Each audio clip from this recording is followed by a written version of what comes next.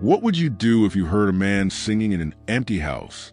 Not just any man, but that voice, the deep, unmistakable growl of Johnny Cash, rise into the dark like it was 1968 again. Some people say the House of Cash Museum isn't quiet, not even in death. The walls sing, the halls echo, and if you listen closely, you might just hear the man in black himself, still performing for an audience no one can see. Picture it. The lights are low. The place has closed for the day.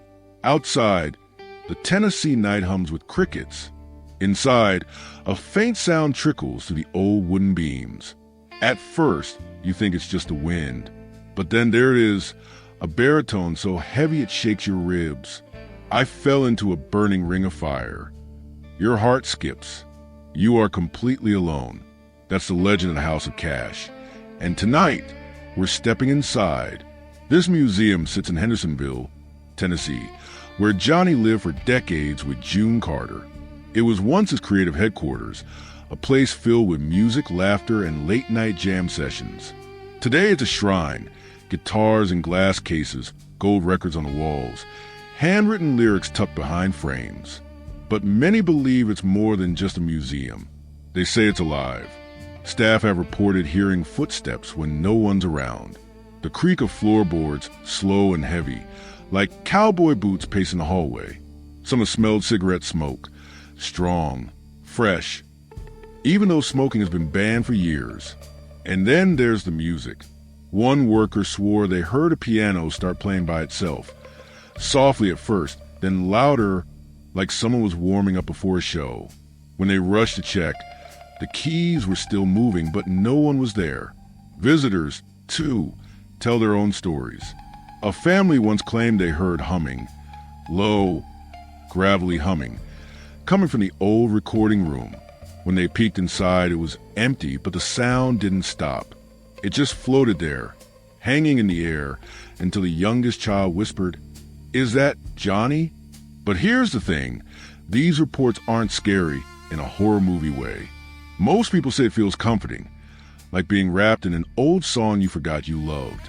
That's what makes this haunting different. Imagine you're walking to a museum, brushing your fingers against a display case. When you hear a voice singing behind you, it's warm, familiar, almost kind. The hair on your arm stands straight up, not from fear, but from a strange sense that someone you love just walked into the room. Paranormal investigators who've been inside claim the energy is overwhelming.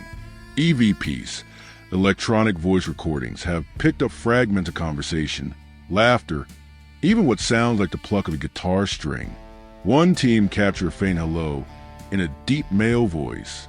Another heard what they swore was June Carter's giggle.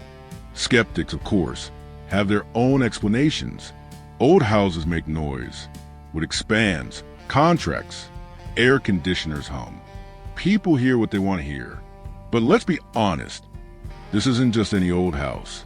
This was Johnny's kingdom, his church, his sanctuary, the place where he poured out his pain, his faith, his love, and his music. Maybe that's why so many believe he never really left. It's easy to picture him there, a tall figure in black, head bowed, strumming his guitar, waiting for the next verse. Maybe he still checks in to make sure the place is being taken care of. Maybe he still sings for June. Or maybe, just maybe, he sings for all of us. The most chilling story comes from a night guard who swore he heard applause. Yes, applause, in the middle of the night. Not one or two claps, but a full crowd cheering, like an encore at Folsom Prison. When he turned the corner, he said the whole room felt charged, as if hundreds of invisible people had just been there. He quit a week later. And yet, for many, the thought of Johnny Cash's ghost is not frightening, but strangely beautiful.